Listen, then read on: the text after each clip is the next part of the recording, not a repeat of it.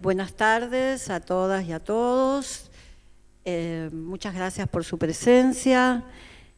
Vamos a dar comienzo a este panel que es el último del día de hoy y previo al coloquio entre el licenciado Atilio Borón y el expresidente Rafael Correa.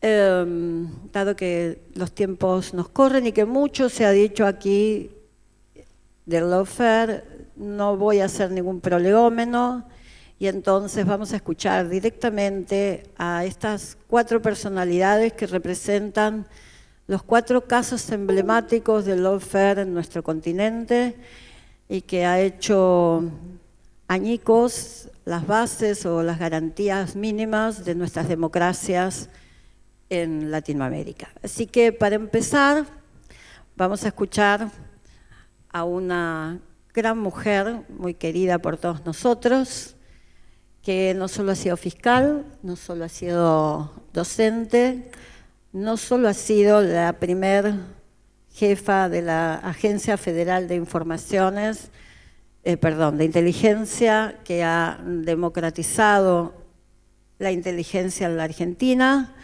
sino que además es la presidenta de Justicia Legítima, un destacado miembro de nuestra organización y, como dijo recién alguien atrás, un fenómeno. Bueno, muchas gracias. Le doy la palabra a Cristina Camaño. Bueno, gracias Claudia. Una presentación de una amiga. Bueno, a mí me toca hablar del lawfare en Argentina. Así que hola a todos y en primer lugar quiero agradecer la invitación de la Asociación Americana de Juristas para integrar este papel sobre este tema. Quienes vivimos lo oscuro de los años del imperio de la doctrina de seguridad nacional en nuestros países latinoamericanos, no podemos asombrarnos frente al intento siempre vigente de las derechas de neutralizar a las disidencias. Escondidos detrás de una falsa defensa de la democracia, utilizaron al Estado para perseguir, encarcelar, torturar, extorsionar, violar, asesinar y desaparecer a quienes le disputaban la hegemonía política, cultural y social. Las dictaduras del siglo XX de América Latina y del siglo XXI, en particular Bolivia, tiñeron de represión a la política e imprimieron a los movimientos populares una gimnasia constante de resistencia a los autoritarismos. El objetivo era quitarlos del medio, si era necesario, asesinando a miles de personas y desapareciendo los cuerpos. El fenómeno del lawfare, que no es más que un mecanismo disfrazado de legal y republicano de la misma estrategia, aparece como respuesta a un proceso de integración política de los movimientos populares que lograban gobernar sus países a través del triunfo de las urnas. Los gobiernos populares avanzaron en la implementación de políticas redistributivas y antimonopólicas que desafiaron la relación de poder nacional y regional.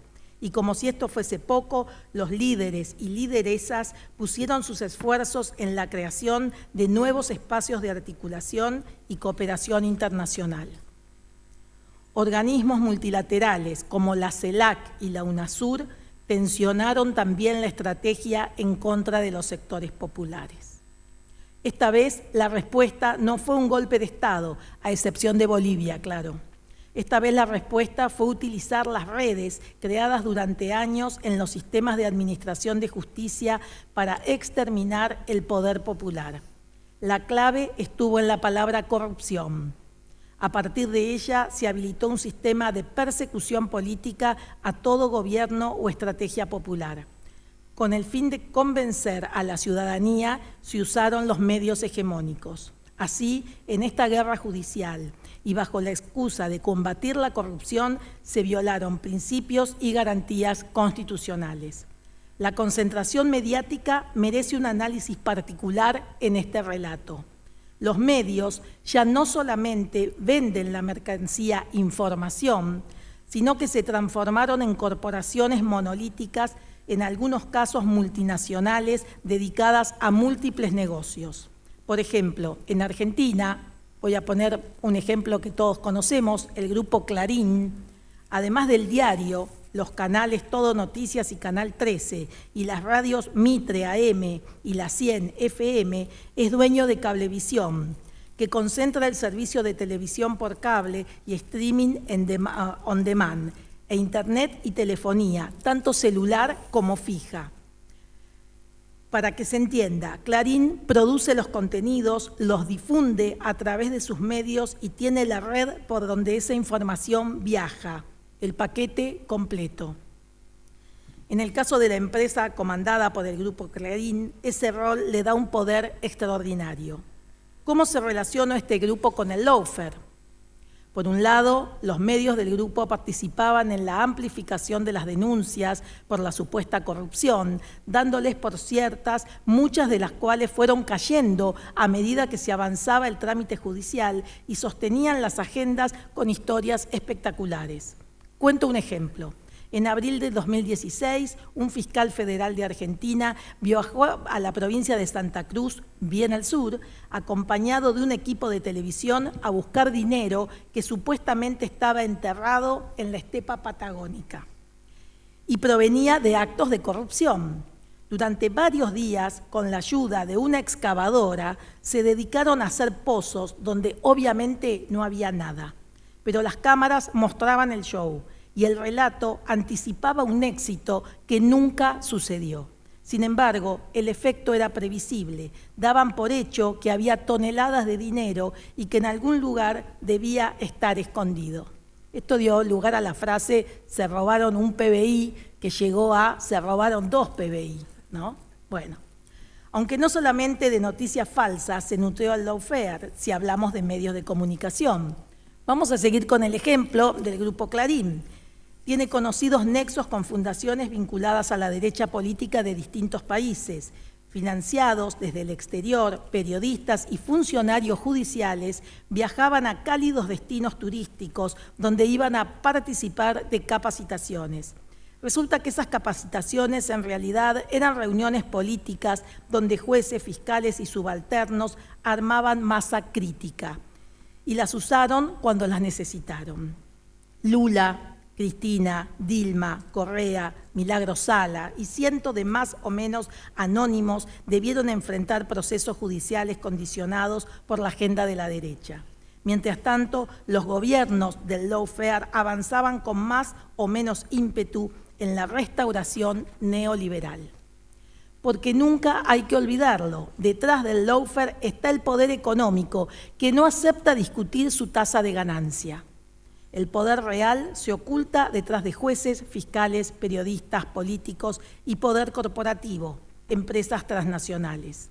Los intereses no solamente son nacionales, sino globales. Lo vemos a diario, cuando empresas, países y medios de comunicación dicen a coro las mismas palabras, casi sin ponerse colorados. En Brasil, el juez Moro condenó a Lula basado en su convicción, no en pruebas, porque pruebas no había. La propia Corte Suprema de Brasil anuló las sentencias contra Lula porque estaba flojita de papeles. En Argentina, el gobierno neoliberal que gobernó desde el 10 de diciembre de 2015 al 10 de diciembre de 2019 impuso una reforma normativa que permitió, violando garantías constitucionales, manipular los procesos. La ley del arrepentido es la ley del lawfare. La diseñaron para esquivar los derechos de quienes enfrentaban una acusación. Quitarle a una persona su derecho de defensa implica dejar a esa persona desprotegida frente al poder punitivo del Estado. La ley del lawfare tiene otra trampa. Permite a los funcionarios judiciales negociar la declaración con quien ya no puede defenderse. Mientras hacían un uso abusivo de la prisión preventiva, negociaban un guión funcional al show del lawfare. Así, empresarios y exfuncionarios decían lo necesario para recuperar su libertad. Quienes no lo hacían continuaban detenidos. Y luego, claro, esas declaraciones se difundían en los medios de comunicación. No importaba que la causa luego perezca, muera. cuando avanzaba en las distintas instancias judiciales, porque sistemáticamente sucedió eso. Lo importante era el aquí y ahora, en coordinación con el gobierno nacional macrista, que aprovechaba el desprestigio de los y las principales referentes de la oposición para su restauración neoliberal. La expresidenta Cristina Fernández de Kirchner tuvo 14 imputaciones durante el período macrista, de las cuales en 11 ya fue sobreseída. Las otras 3 siguen vigentes. La figura del arrepentido viola el derecho del artículo 18 de la Constitución, que establece que nadie está obligado a declarar contra sí mismo. En este punto existe una falacia al decir que el autor o partícipe de un delito voluntariamente reconoce el hecho. Pensemos así: el vicepresidente Amadou Boudou fue acusado públicamente. Lo detuvieron de madrugada en su casa el 3 de noviembre de 2017. Difundieron la foto de la detención en ropa interior. Lo llevaron a una alcaidía judicial hasta que le tomaron la indagatoria. Insisto, estaba a derecho. Prueba de ello es que lo fueron a buscar a su casa. Amado no aceptó el trato y recién salió de prisión a fines de julio de 2021, después de estar 5 años y 10 meses preso. La figura del arrepentido también viola el principio de culpabilidad, por el cual una persona solo puede ser penada en la medida de sus actos. El artículo 41 ter del Código Penal dispone una disminución de la pena para aquellas personas que cooperen, de manera que la pena impuesta se ve directamente afectada por la conducta procesal del sujeto y, por lo tanto, la sanción deja de tener vinculación con la culpabilidad personal en el hecho cometido. También viola la igualdad ante la ley prevista por el artículo 16 de la Constitución y el artículo 24 de la Convención Americana sobre Derechos Humanos, ya que la pena que se le impone al arrepentido se ve influida por su comportamiento a lo largo del proceso, lo que produce un trato desigualitario y discriminatorio en relación con los sujetos que no tuvieron información especial sobre el hecho en el que participaron. Así, quien primero fuese detenido o primero confesase, contará con ventajas frente a las siguientes personas involucradas porque tendrá menos recursos para llegar a un acuerdo con la Fiscalía. En la Argentina del lawfare también se violó la garantía del juez natural. Trasladaron jueces, digitaron sorteos, hicieron forum shopping, es decir, eligieron a los jueces amigos para que lleven adelante sus denuncias por corrupción y orientaron investigaciones para garantizar que tanto en la etapa de investigación como durante los juicios orales y en las instancias de revisión de las condenas, los tribunales estén integrados por magistrades que forman parte del acuerdo del lawfare para aniquilar políticamente a referentes de fuerzas políticas que formaron parte de gobiernos populares. También abusaron de la prisión preventiva como método no excluyente de la persecución judicial política. En el caso de los blancos del lawfare se hizo un uso extorsivo de la prisión preventiva como moneda de cambio para lograr las confesiones de los imputados. Así, la función del encarcelamiento sin condena se usó para quitarlos del escenario político, sobre todo cuando esas figuras contaban con la legitimidad de una parte importante de la sociedad. Violaron el derecho a la privacidad al utilizar escuchas telefónicas que debían ser destruidas porque no referían a ningún delito. Sin ir más lejos, en la AFI encontramos 220.000 escuchas que no deberían estar allí porque los originales habían sido entregados a la justicia. Por lo tanto, la agencia tendría que haber destruido las copias. ¿Para qué sirvieron? Para hostigar mediáticamente a exfuncionarios y exfuncionarias y construir un clima social persecutorio, porque es más fácil violar los derechos de quien ya es culpable públicamente.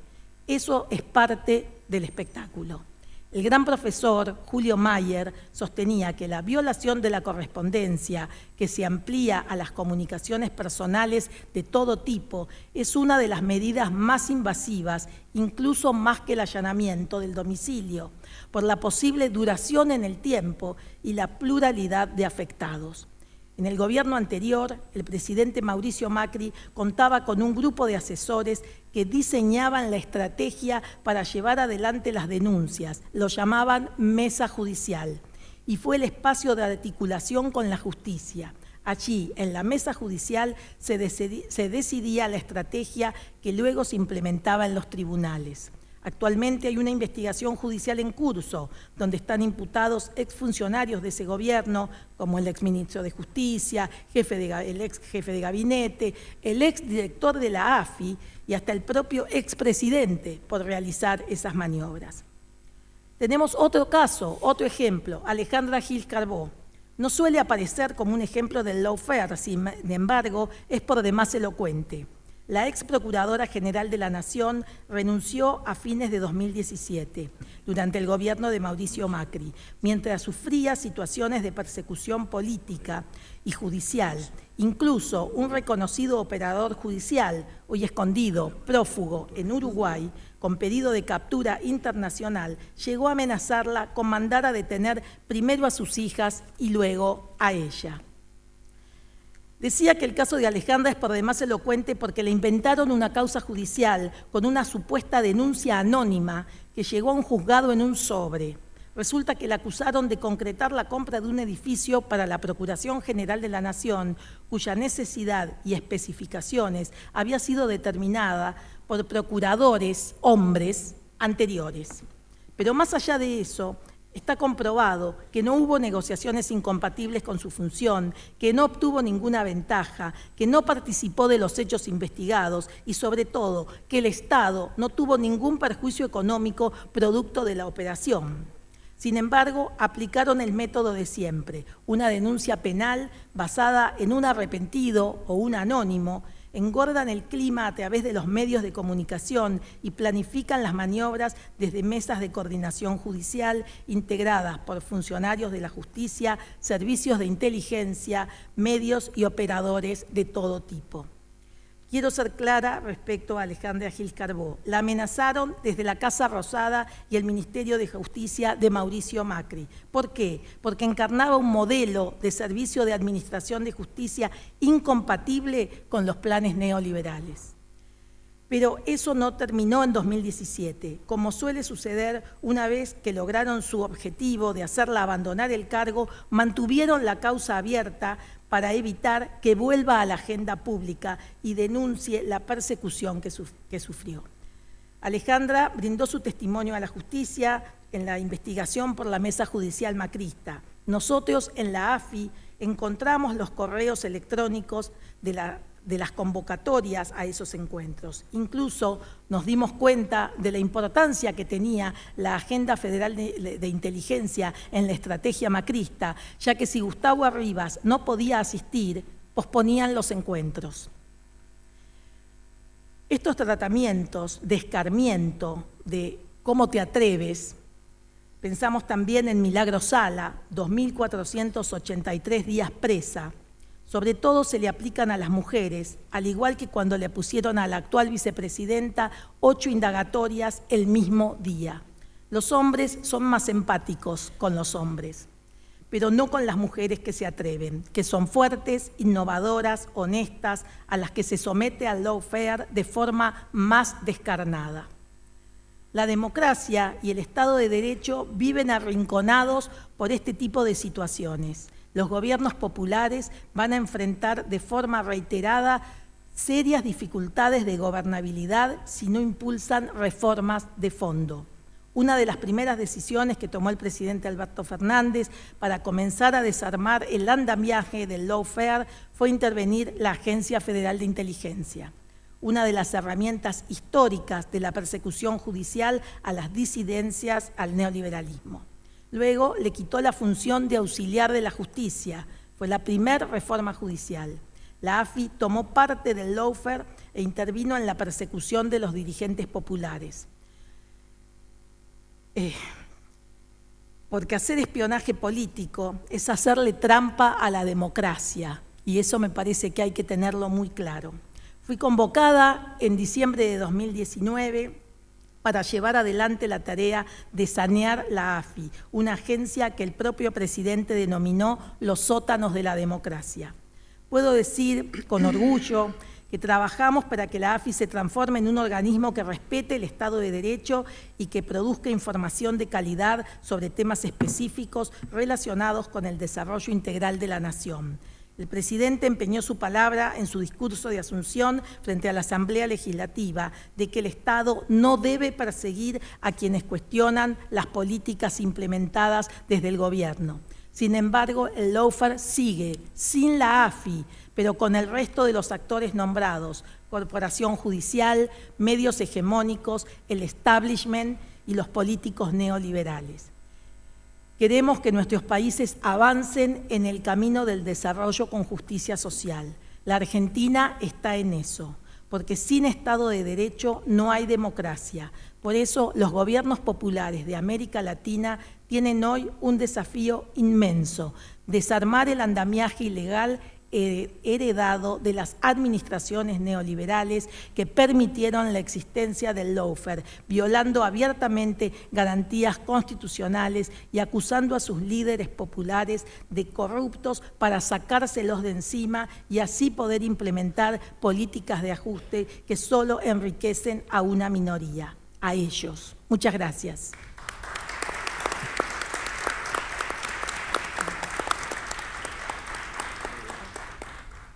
Muchísimas gracias, Cristina. Muy claro, muy descriptivo todo. Bueno, para continuar, entonces, vamos a darle la palabra a quien es nuestro secretario general continental, un destacado colega, abogado brasileño, Luis Carlos Moro, para nosotros el bueno. Bueno, él es catedrático, por supuesto, y además ha presidido la Asociación Latinoamericana, ¿verdad?, de Abogados Laboralistas, y además es un destacado miembro de la orden más grande del mundo, ¿sí?, que es la Orden de Abogados del Brasil. Sí, podemos decir que es la orden, por lo menos la más numerosa, ¿verdad? Bien, sin más, entonces vamos a escuchar a Luis Carlos, que nos va a describir el otro gran caso de lawfare en Latinoamérica, que es el caso brasileño. Le pido a la operadora, que teníamos un video pendiente previo a su intervención, si lo puede poner.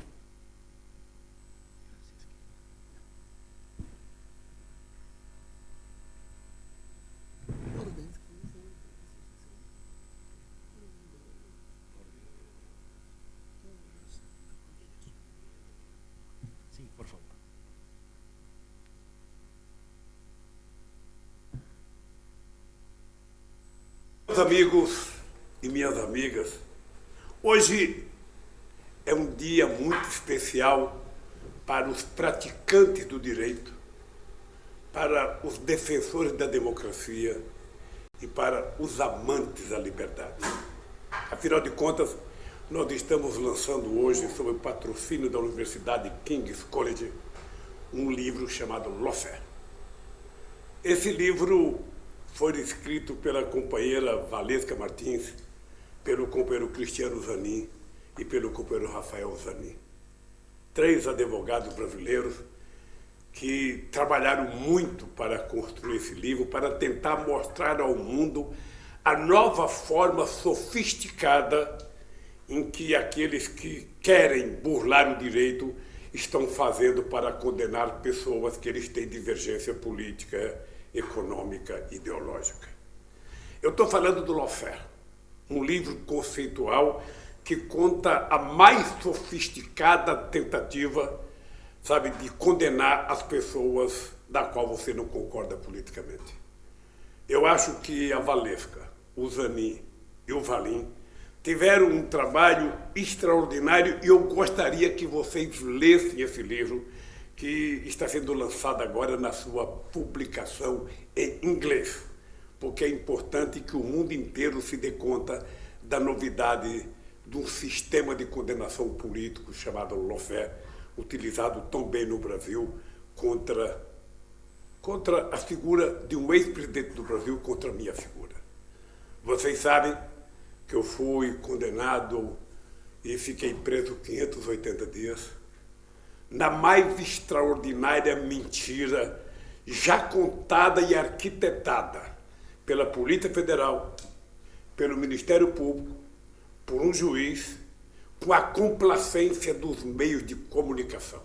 É como se fosse uma quadrilha montada a serviço, inclusive, de interesse de estrangeiros, porque, no meu caso, teve a participação massiva do Departamento de Justiça dos Estados Unidos e teve a participação passiva do Ministério Público da Suíça, contribuindo com o Ministério Público brasileiro, com o juiz brasileiro, com as investigações brasileiras, para corroborar a mentira contada contra mim. Nós, graças ao Cristiano Zanin e à Valesca, graças à publicação desse livro e graças à dedicação e à competência, sabe, dos meus advogados, nós conseguimos mostrar a farsa, conseguimos provar a mentira e, ao mesmo tempo, conseguimos provar a minha inocência. O lançamento desse livro é um novo marco na história jurídica, eu diria, do mundo, da América Latina, sobretudo, e de outros países de desenvolvimento, que tenham qualquer conflito econômico de suas empresas com empresas americanas. Foi o que aconteceu no Brasil. A tentativa de destruir a indústria de engenharia civil, de destruir a indústria de óleo e gás, de tentar destruir a Petrobras. Ou seja, todas as empresas que eram competitivas com empresas americanas foram processadas e algumas fecharam, foram à falência, num processo, eu diria, muito sofisticado que envolve a imprensa, o Ministério Público, a Polícia Federal e o Poder Judiciário. Graças, e eu quero repetir, graças à competência dos meus advogados, da Valesca e do Zanin, graças à competência da publicação desse livro, que agora vocês irão receber em inglês, é que a gente conseguiu desvendar esse mistério. E eu acho que o mundo inteiro precisa se preparar para esse novo modo sofisticado de processar adversários políticos. Aqui na América Latina nós tivemos o meu caso no Brasil, tivemos a Argentina, tivemos o Equador, tivemos a Bolívia, tivemos El Salvador e tivemos outros casos em outras partes do mundo. E esse livro é uma leitura necessária para que a gente aprenda a brigar e não permita nunca mais que o Poder Judiciário esteja a serviço da mentira, a serviço da falsidade, a serviço, sabe, eu diria, da destruição da luta política e ideológica em cada país. Eu quero agradecer a todos vocês que estão assistindo o lançamento desse livro. Quero agradecer ao nosso palestrante, o nosso companheiro Alfredo Saad Filho, chefe do Departamento de Desenvolvimento Internacional da Faculdade de Londres, King's College.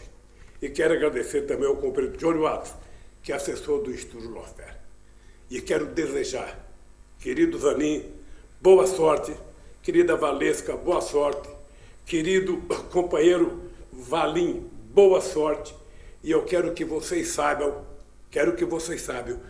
que eu li o livro de vocês, não sou advogado, mas depois que eu li eu cheguei à conclusão, todo advogado ficará muito mais advogado, ficará muito mais competente e ganhará muito mais causa e inocentará muito mais inocentes do que em qualquer outro momento da história do direito no mundo.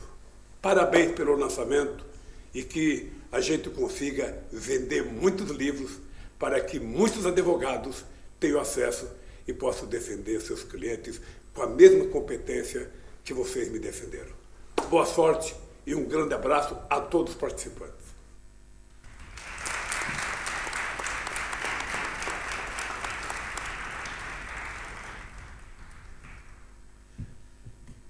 Bueno, en primer lugar, quisiera agradecer la oportunidad de estar aquí con vosotros, la oportunidad de hablar y discutir un tema que me parece que trasciende el caso de Brasil, trasciende el caso de Lula y atraviesa todo el continente americano, porque vamos a hablar de un instrumento, de veras, del poder y esencialmente del poder político vinculado al poder económico y al poder comunicacional. Es un honor estar aquí siempre en la compañía de gente que admiro, con los compañeros y las compañeras de la Asociación Americana de Juristas.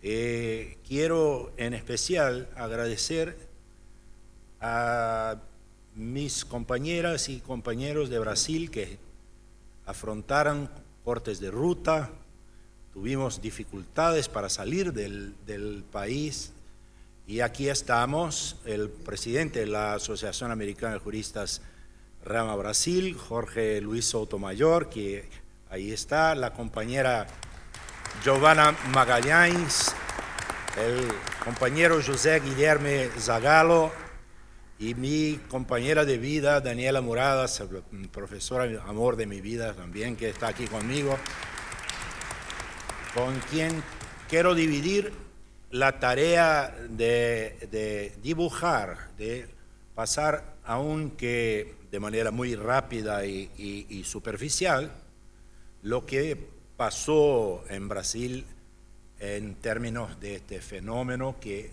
no se circunscribe a la figura de Lula. Es un fenómeno más amplio, un fenómeno que alcanza el propio derecho como objeto, y no solo el derecho penal, en lo cual se expresa de una manera más agigantada. Pero lo que pasa con ese fenómeno, y el término está consagrado, no me gusta el término lawfare, no me gusta porque me siento ahí triplamente colonizado con el término también. Me parece que si queremos hablar inglés, mejor sería decir desde luego lawfare. Porque de law no hay nada. Es en verdad en contra la law. No hay due process of law. Lo que existe es la negación del debido proceso legal. Pero está consagrado, entonces vamos humildemente a aceptar, porque yo, aunque me llame Moro, que esto pueda me dejar muy enorgullecido de esta potencia del apellido, yo estoy muy consciente de que solo no voy a poder cambiar el nombre que está consagrado. Pero me parece que resulta,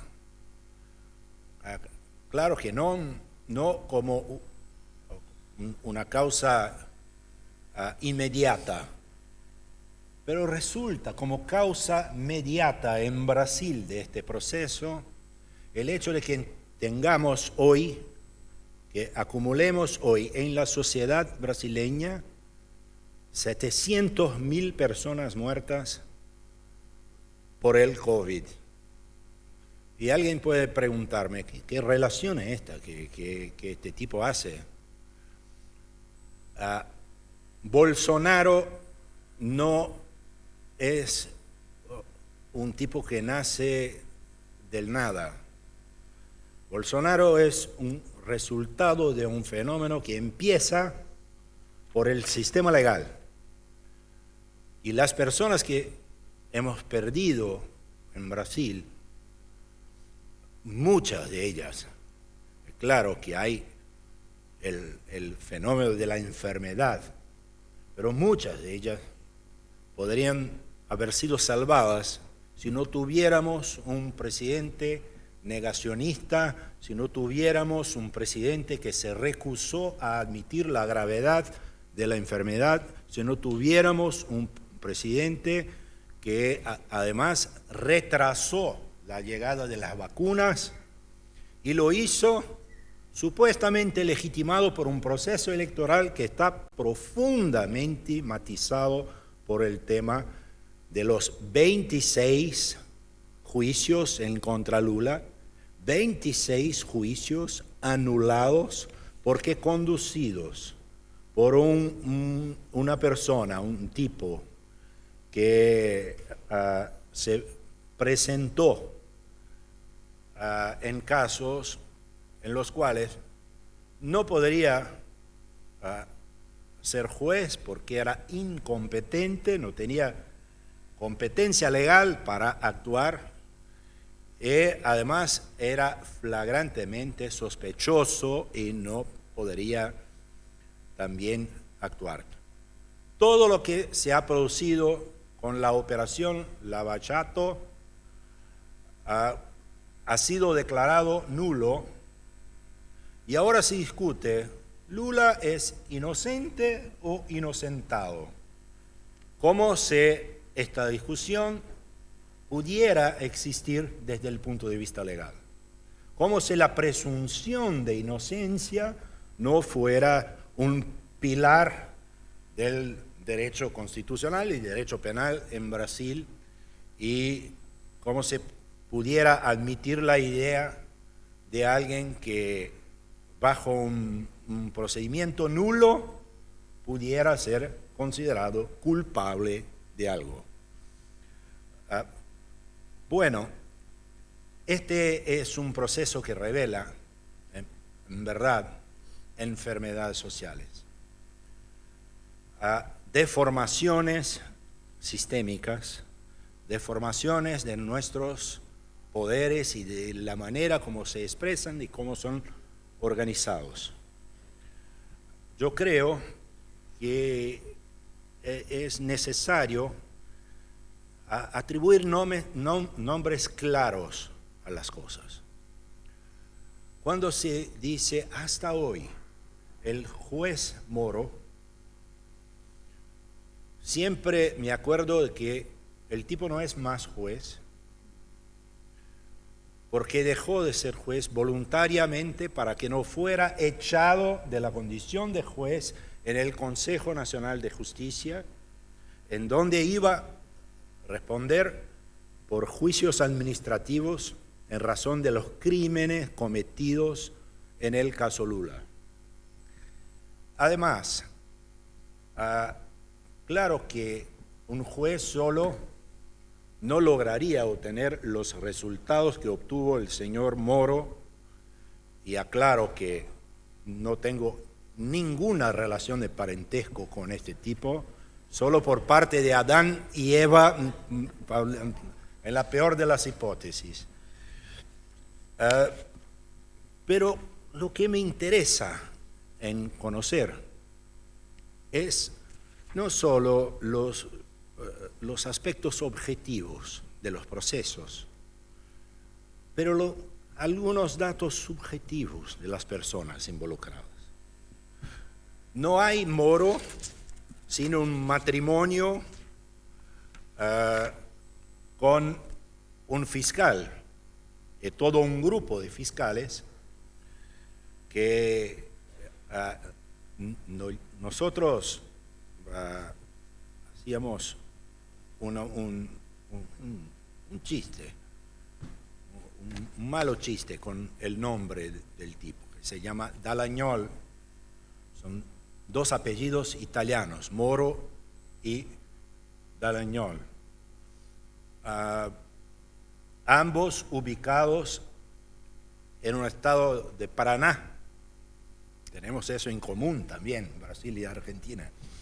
Que tiene una población que vota hasta hoy con un 70% en favor de Bolsonaro, y Lula alcanza un 30%. Lo que pasa es que, aunque sea un poco natural que los jueces, y perdónenme los jueces que eventualmente estén aquí con nosotros, que los jueces acaben infectados por un virus muy grave que le provoca una enfermedad que yo llamo de juicitis, porque se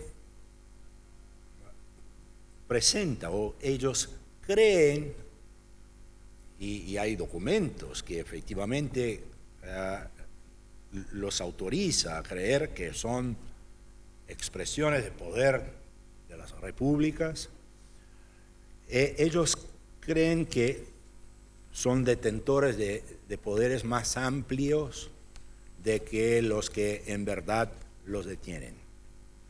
Pero por veces la juicitis evoluciona y alcanza un nivel absolutamente incurable, insusceptible de que mejore, y ahí la enfermedad se llama magistrosis.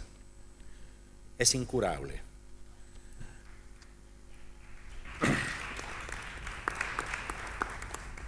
El mismo virus, cuando ataca en la Fiscalía y en el Ministerio Público, produce la fiscalitis aguda.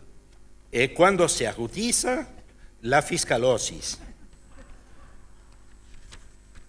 Y lo que pasó en Brasil ha sido eso.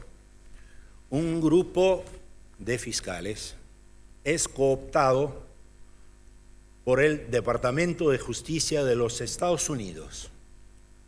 Recibe ahí lesiones,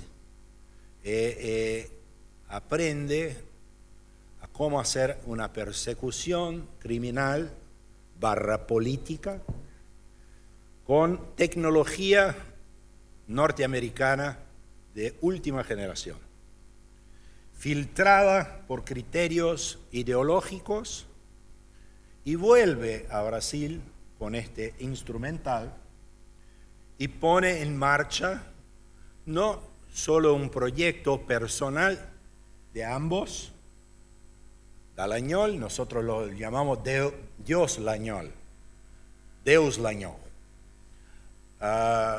porque se imagina con poderes divinos, ungido por algo que le otorga una autoridad moral, supuestamente moral, son todos moralistas, y hace con que él empiece un proceso persecutorio que tiene como figura ápice en la cumbre de este dibujo Lula, pero diversos partidos políticos en Brasil y liderazgos importantes. Se hace una búsqueda no solo de Lula, sino de todo el entorno de sostenimiento político de Lula. Eso se produce con un increíble grado de espectacularización y estigmatización. Y eso los jueces y los fiscales, por más magistrosis y fiscalosis que tengan, no logran hacer solos. Necesitan de medios de estigmatización, medios de espectacularización de lo que hacen, en medios que le otorguen un conocimiento público de ellos, de su trabajo, y casi una incontestabilidad de lo que hacen. Eso cumplió una gama grande de medios de comunicación en Brasil, bajo el liderazgo inequívoco de la Red Globo, que hoy arrepentida porque percibió lo que ha producido, hace una búsqueda por salir de esta incómoda situación de una red promocional del obscurantismo, del atraso y del ataque explícito a la democracia. Pero hay en toda esta enfermedad, y ya me encamino para cerrar, no solo el hecho de que Lula ha tenido que cumplir todo un periplo que pasa por Brasil y afuera de Brasil, hasta en órganos como el Consejo de Derechos Humanos de ONU, hasta que salga sin que deba nada a la justicia.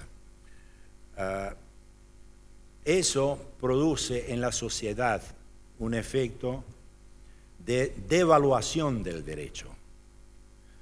Los criterios morales de la lucha o la supuesta lucha en contra la corrupción suplantan cualquier apego formal o material ni siquiera eso, un afectivo al derecho. Y lo que importa no son los medios, son los fines. Lo que importa es hacer una pira olímpica en Brasilia e incinerar a toda la gente que tenga pegado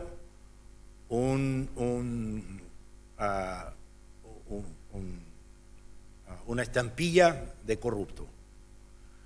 Eso produce astronómicos efectos en la sociedad.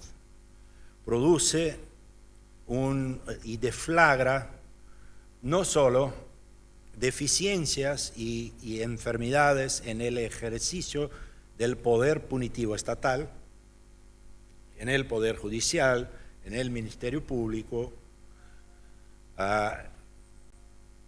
en la estigmatización no solo de los acusados, sino de los abogados, de los defensores, pero deflagra también una sensación de impunidad al poder privado.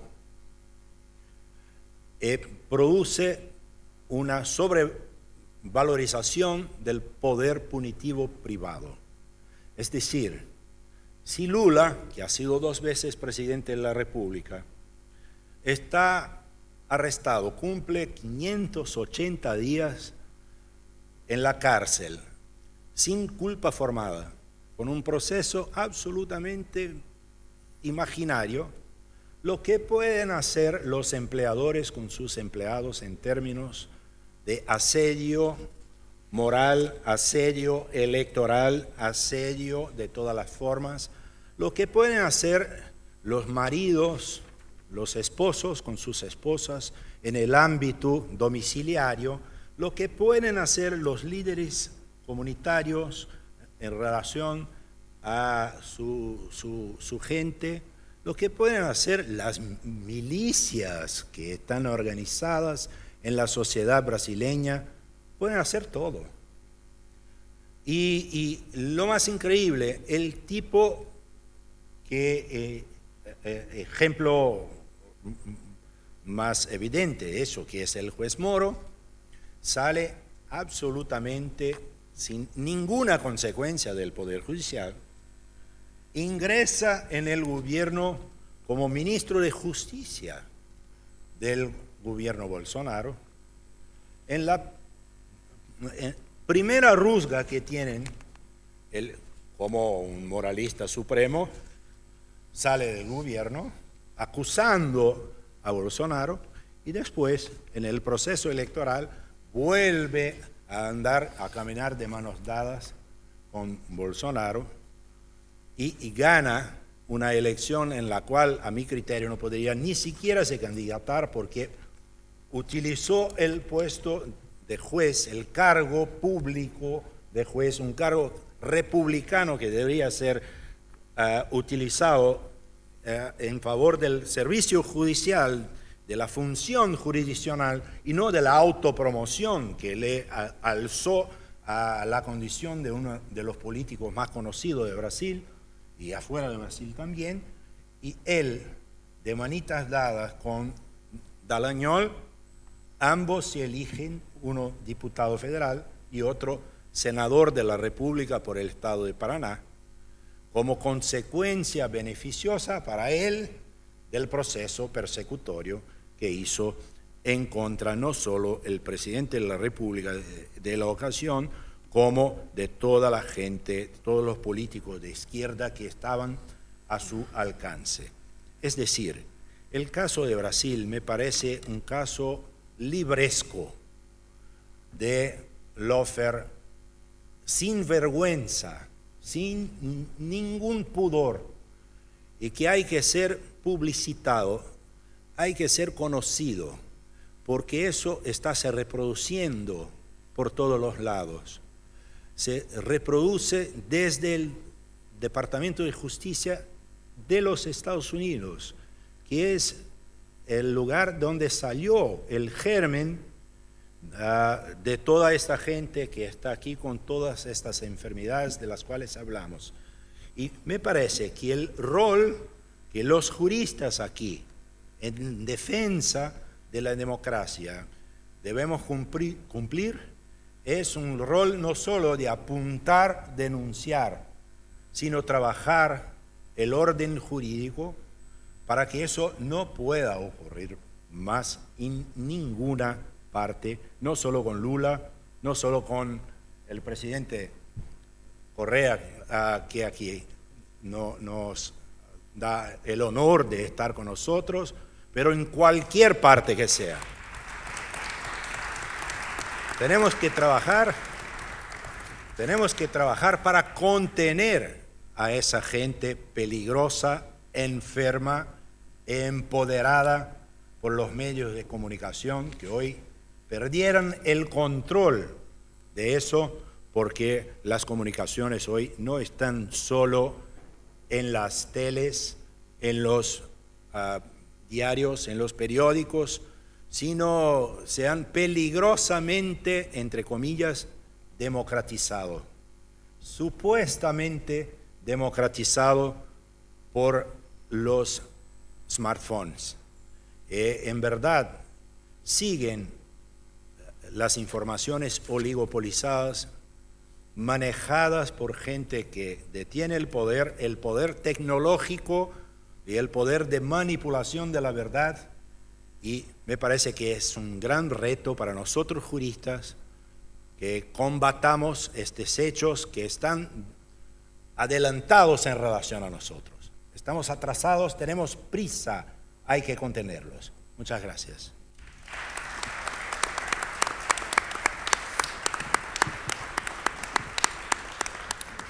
Muchísimas gracias, Luis Carlos, sobre todo por traernos aquí la experiencia del lawfare en Brasil, porque a pesar de ser tan escandaloso, la buena noticia es que acaba de ser derrotada la proscripción que persiguió el lawfare en Brasil.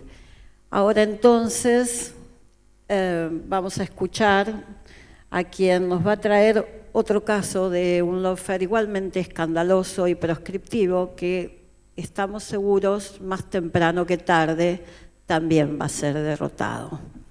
Así que recibimos la palabra de Galo Chiriboga, otro secretario general también, ¿verdad?, de la J, y catedrático también, y ex procurador general de la República de Ecuador bajo el mandato del presidente Correa.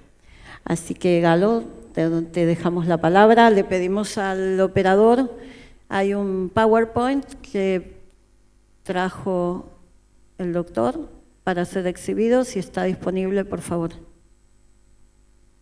Bueno, muchas gracias. Muchas gracias, buenas tardes a todos y a todas.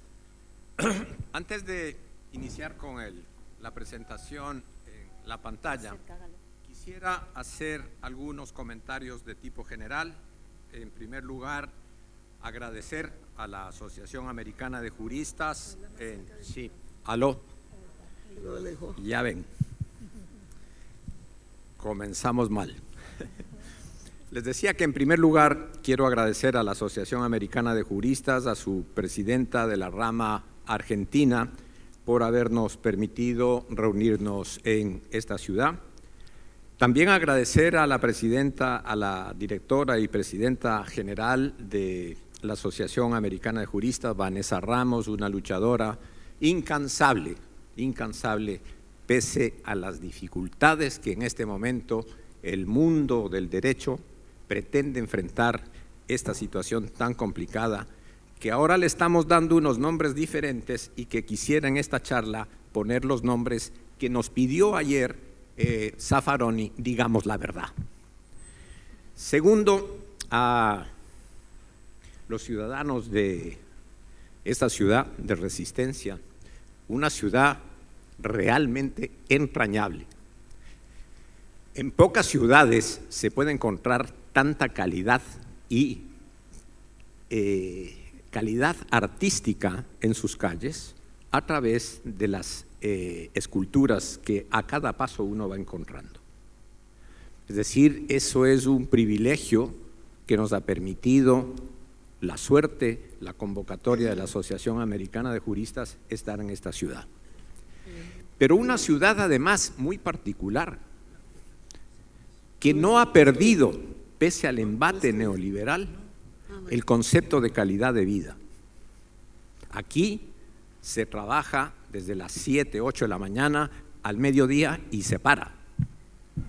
Y van a almorzar a su casa, a reunirse con su familia. Placer que ya nosotros en el resto del mundo no lo tenemos.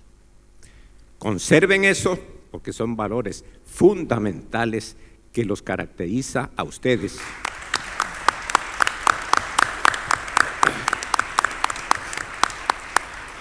Bueno, y tercero, decir que la estructura de este encuentro ha sido realmente muy eficaz, muy bien organizado, y agradecemos a la asociación y a los compañeros y compañeras que nos han brindado esta posibilidad de pasar estos días tan confortablemente en esta ciudad. Bien, decía que ayer el profesor Zaffaroni nos invitaba a los juristas a que demos un nuevo enfoque al tema penal, al tema de la justicia, y que la llenemos de verdad. Me llamó gratamente la atención el discurso del gobernador ayer, que mencionó un texto que es muy importante y que sin duda ustedes lo van a tener que leer también, que se llama Infocracia, de un filósofo japonés que se llama Byung-Chul Han. Permítame leer lo que él dice al respecto de la crisis de la verdad. No es muy largo, no pretendo echarles el libro encima, sino solo una parte muy cortita.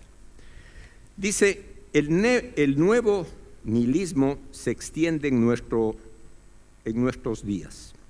No se debe a las creencias religiosas o a los valores tradicionales que se están perdiendo en su validez.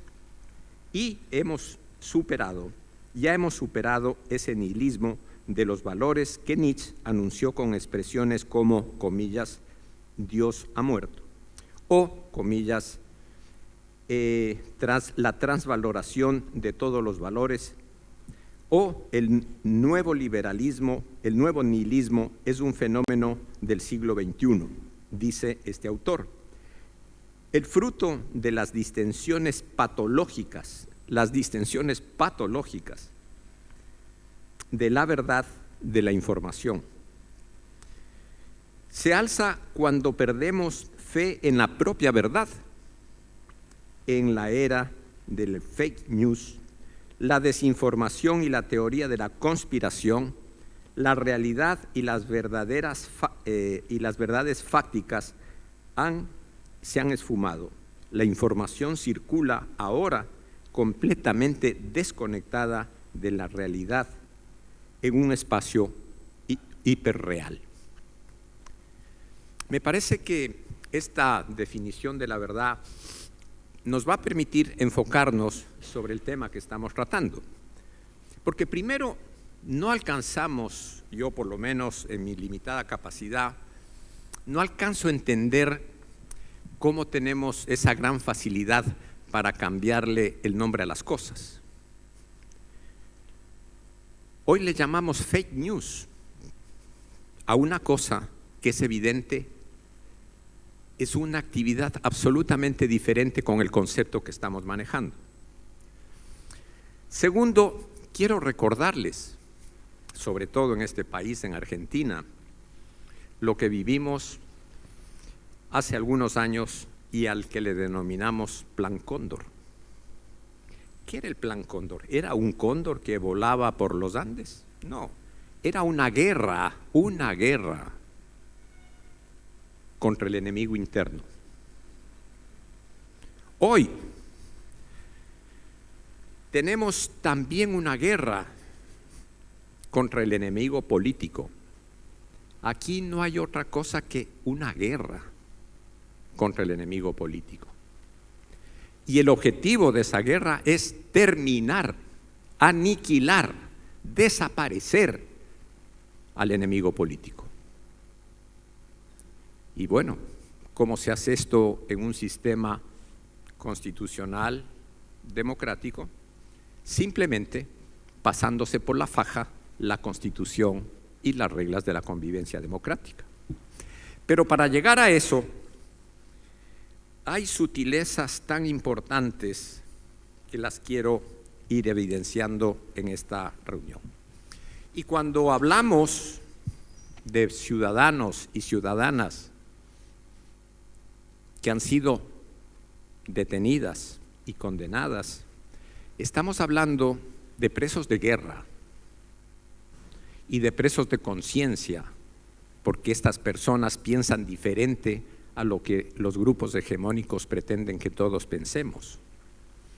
Y si no tenemos claro que estamos en una guerra y que tenemos que prepararnos a identificar los instrumentos que se usan en la guerra, vamos a seguir nosotros en la cuestión jurídica, que tenemos que hacerlo, pero desde esa perspectiva, desde la perspectiva de la guerra. Y ustedes conocen, como abogados y abogadas, que la guerra también tiene reglas. Y la guerra es la guerra internacional, pero también esto es una guerra.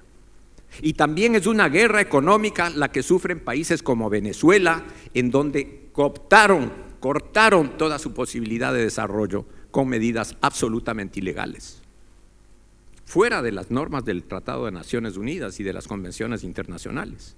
Eso no es un lawfare, es una guerra económica.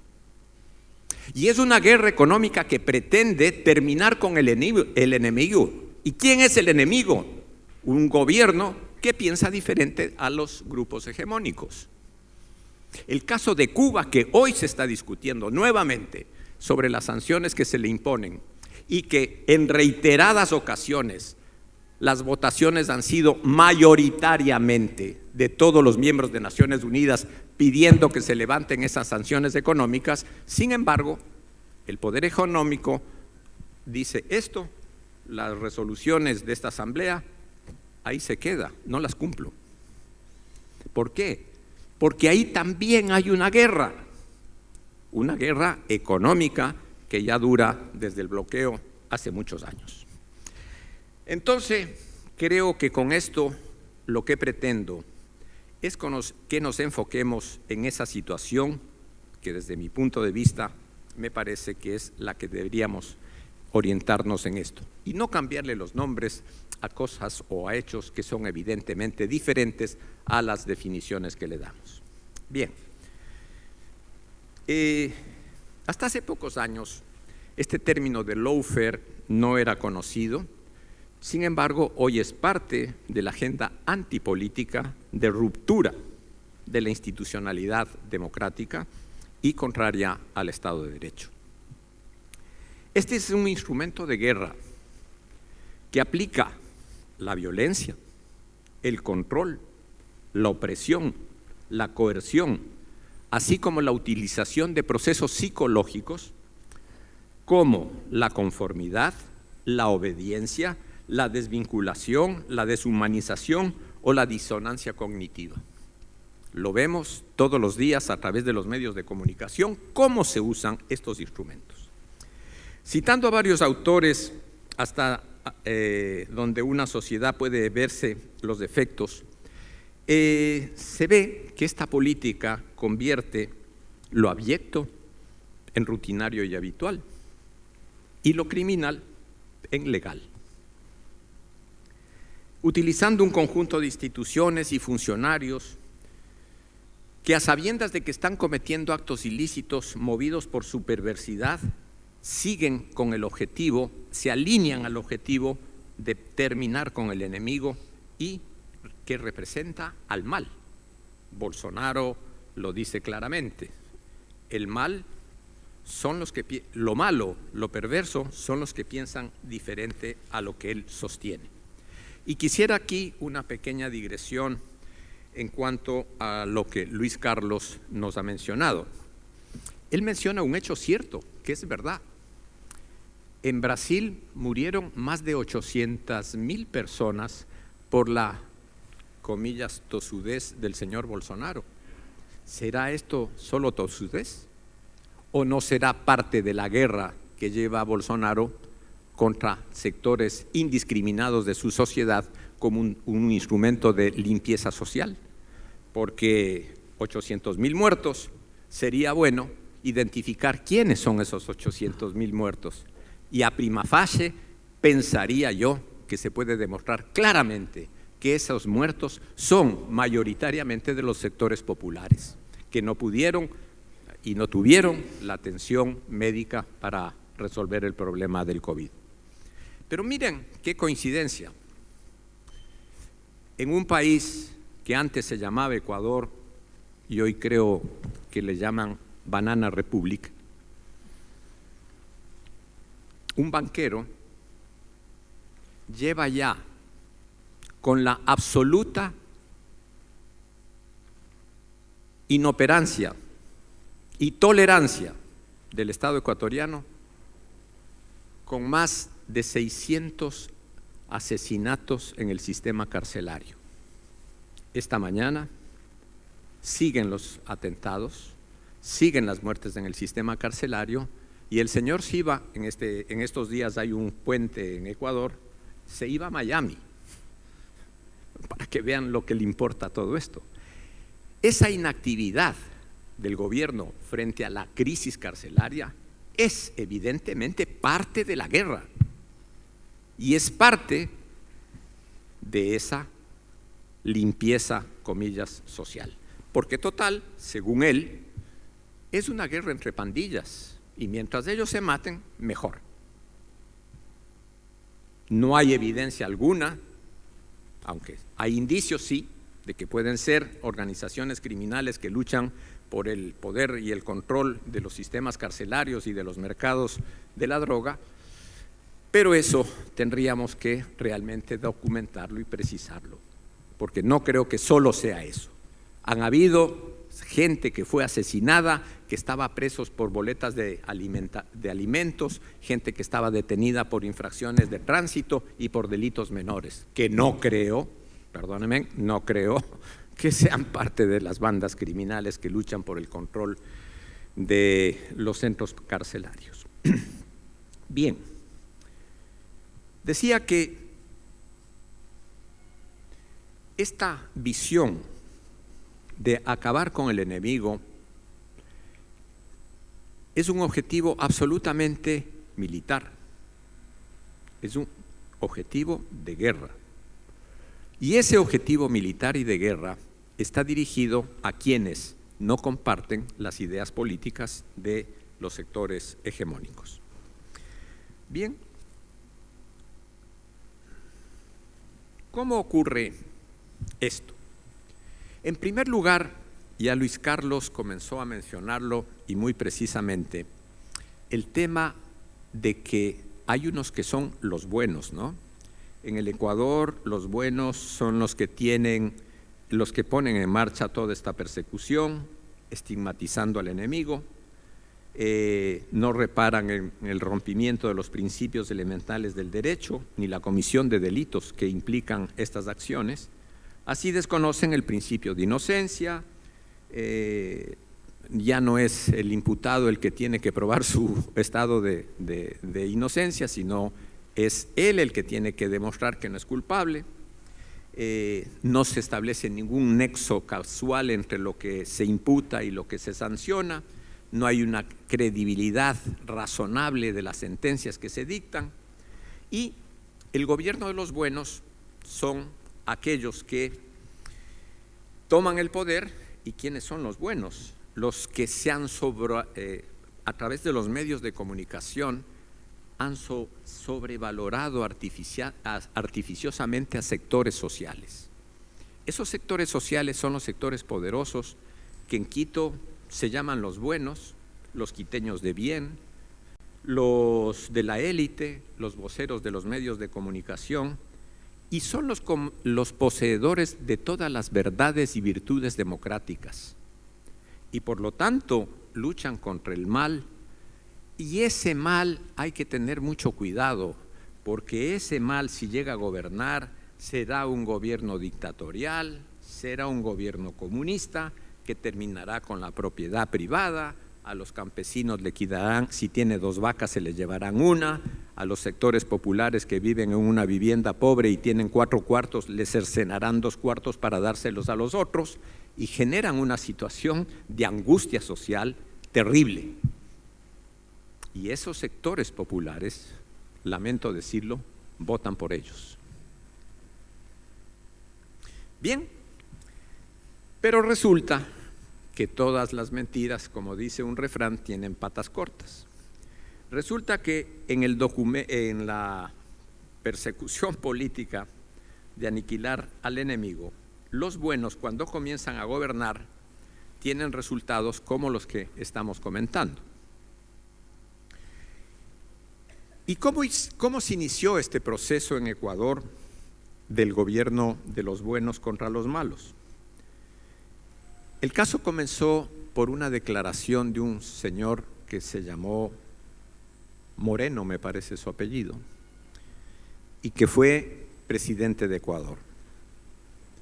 El señor Moreno fue a Perú a una reunión en la que a los medios de comunicación social le dijo lo siguiente, hablando de los detenidos y de los presos que habían las prisiones que habían ocurrido en Perú.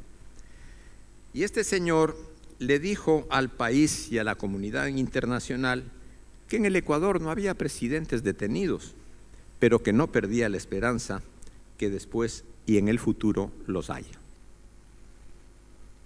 Clarísima referencia a lo que estaba buscando.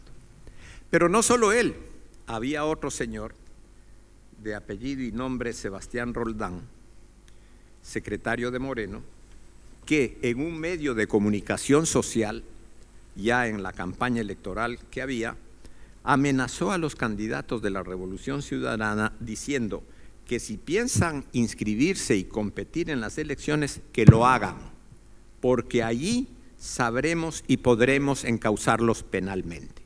Más claro, no canta un gallo. Por su parte, el señor Lasso declaró en el Ecuador a los medios de comunicación social lo siguiente, por favor, tomen nota. El objetivo del gobierno, que se llama de los buenos, tiene como objetivo evitar que el correísmo regrese. Ese es el objetivo del gobierno del señor Lasso. Eso no se llama lawfare, eso se llama declaración de guerra, amenaza de guerra, utilización de todos los medios que tendría al alcance para cumplir ese objetivo, de que ese señor Correa no vuelva a gobernar, porque el señor Correa llenó en 10 años de ejercicio de su gestión de cambios fundamentales en la República del Ecuador. Cambios fundamentales, empezando por la justicia. Esta mañana tuve la suerte de asistir al evento en el que intervino Maximiliano Rusconi, en el que decía con toda verdad de que la crisis de la justicia viene desde hace muchos años. Así es. En el gobierno de Rafael Correa se hizo una consulta popular y entre otros temas se le preguntó al pueblo ecuatoriano qué pensaba de la administración de justicia en el Ecuador. El resultado de esa consulta estableció, si mal no lo recuerdo, el 87 o el 88% que no estaba de acuerdo, como obviamente era previsible de que lo responda. Pero eso implicó toda una gestión de política pública para mejorar la justicia, en todos los ámbitos, en lo procesal, en lo instrumental, en fin, en todos esos campos. Lamentablemente, esos cambios fueron destruidos con la llegada de los buenos al gobierno. Hoy estamos enfrentando situaciones muy malas, en las que tenemos retenidos como prisioneros de guerra a varios dirigentes de la Revolución Ciudadana, cuyos casos he querido explicar, pero yo sí soy respetuoso de las normas y me han dicho que tengo que terminar. Porque yo no soy de los buenos, soy de los malos. Pero quiero decirles que esta situación, si no es enfrentada con una visión diferente de que estamos enfrentando una guerra, en primer lugar. En segundo lugar, que todo este aparato de persecución en el que intervienen los jueces, los fiscales, los policías, la Contraloría, los medios de comunicación social, solo podrán ser enfrentados cuando se dictan sentencias como las que ha sufrido Rafael Correa por influjo psíquico. Yo no sabía que era psíquico el presidente Correa. ¿Cómo demuestran, por favor, la existencia de un influjo psíquico para un caso de sobornos? Y cuando procesan la causa al sobornador, que era Odebrecht, el fiscal que llegó a conocer esa causa, lo implicó, lo sacó del proceso, argumentando que ya el señor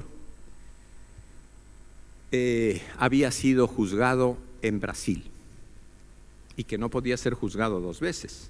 Eso fue absolutamente falso, porque nunca ese fiscal demostró la existencia de ningún delito, nunca demostró que Concienzao Santos fue enjuiciado y procesado en Brasil, y si lo hubiera hecho, era un delito que se cometió en Brasil, no en Ecuador.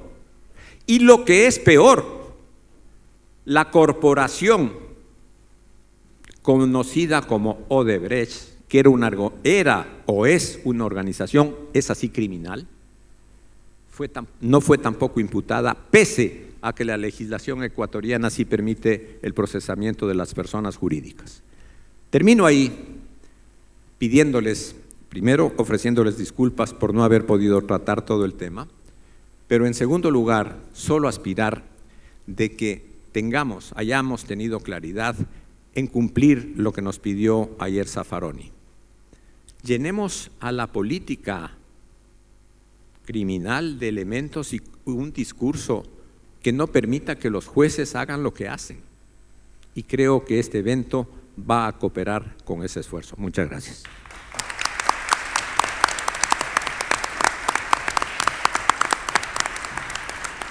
Muchísimas gracias, doctor Galo Chiriboga Zambrano.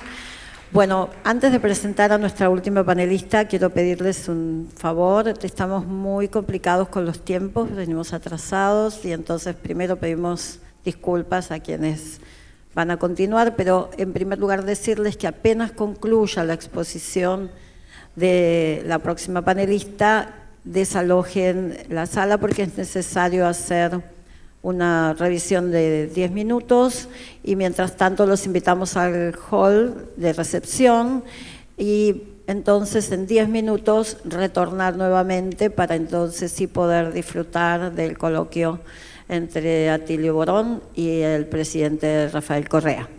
Muchas gracias. Bueno, ahora sí entonces nuestra siguiente panelista, que además de ser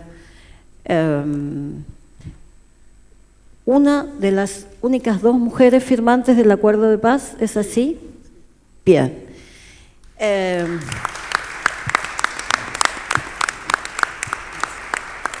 Hito histórico en América, el Acuerdo de Paz del Salvador. Por supuesto que Nidia representaba al Frente de Liberación Farabundo Martí, ¿verdad?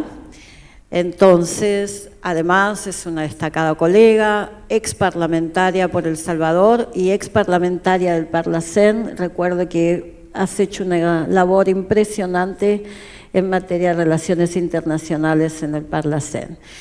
Nuestra querida compañera Nidia Díaz, entonces, va a hablar del lawfare en El Salvador. Bueno.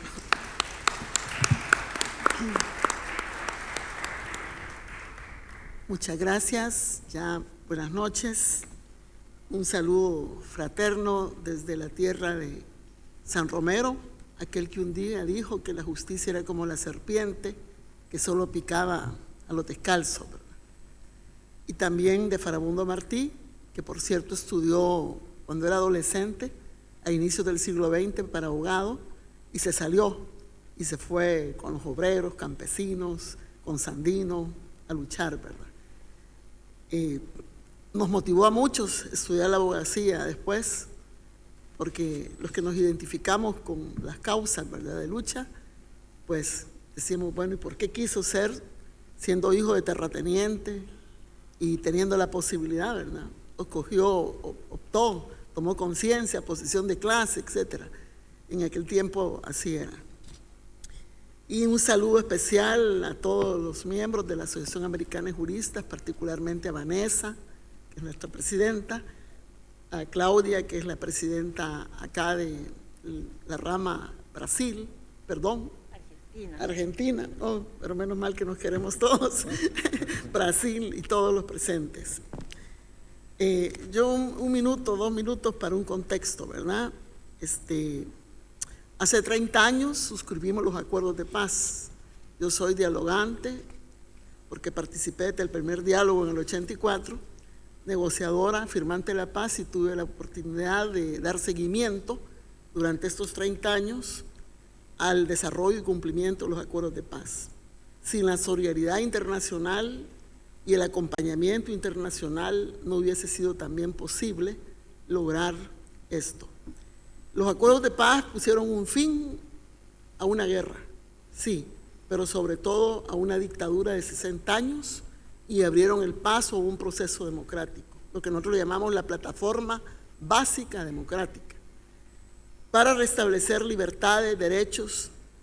De los acuerdos principales fue la desmilitarización del país, se cambió la doctrina, una nueva seguridad pública, y se hicieron instituciones como la Procuraduría de Derechos Humanos, se crearon métodos, formas que volvían más independientes los poderes, particularmente la justicia, y se habla pues de los pesos, contrapesos, etc. 2 acuerdos importantes es que se proscribieron los presos políticos, nunca más presos políticos, y también todo lo que fue los paramilitares, el escuadrón de la muerte, todo eso quedó aniquilado. Hubieron otros acuerdos como depurar, reducir el ejército, etcétera, ¿verdad? Durante 28 años, digamos 30, ha sido la transición, ¿verdad? Los primeros 18 años siguió gobernando Arena, el Partido de la Oligarquía, y 10 años gobernó el Frente. Fue un tiempo de disputa entre la apertura democrática y, digamos, la exclusión económica social que provocó el modelo neoliberal del sistema capitalista. En los gobiernos del Frente, esos 10 años, 2009, en junio, a 2009, perdón, de junio del 2009 a junio del 2019, primero Mauricio Funes, después Salvador Sánchez Serén, ambos están en Nicaragua, asilados a esta hora. Quiero hacer ver que la CEPAL, al final de los 10 años del Frente, dijo que se había reducido la desigualdad en 12 puntos y que la extrema pobreza 10, ¿verdad? Nosotros dejamos un legado que ahora, 3 años y medio después, se puede empezar a valorar desde otra perspectiva como de 200 logros, porque pues el revés que ha tenido el proceso, ¿verdad? En cuanto a ello, está volviendo, y en las circunstancias actuales de alto costo de la vida, inflación, desempleo, etcétera, más pobre al pobre, ¿verdad? Otra vez. Quiero hacer ver, pues, que es importante, ¿verdad?, dar a conocer que antes de que Nayib Bukele ganara las elecciones en el 2019, fue alcalde 2 veces por el FMLN en su condición de aliado, y que en ese momento, pues, en su gestión empezaron a evidenciarse sus características que reflejaban su verdadera esencia, sobre todo cuando empezó a justificar su acción y su visión con una nueva narrativa histórica, como que la lucha y la guerra civil, voy a pasar esto, es que tengo la contradicción, gracias, sí, que la guerra, ¿verdad?, y la lucha del pueblo fue una farsa, y que los acuerdos de paz fue un pacto de corruptos, de los mismos de siempre. Él no reconoce el papel del Estado, que es el que firma con la fuerza representativa reconocida mundialmente del FMLN aquel 16 de enero del 92. Y dice, eso no, al grado que este año lo quitaron de las efemérides nacionales el día que se firmó la paz. Y esa ha sido una narrativa que él impulsa para justificar la violación sistemática a esa Constitución que fue reformada en 38 artículos, Constitución contrainsurgente porque fue hecha en la guerra, en el año 83, y reformada en el 92.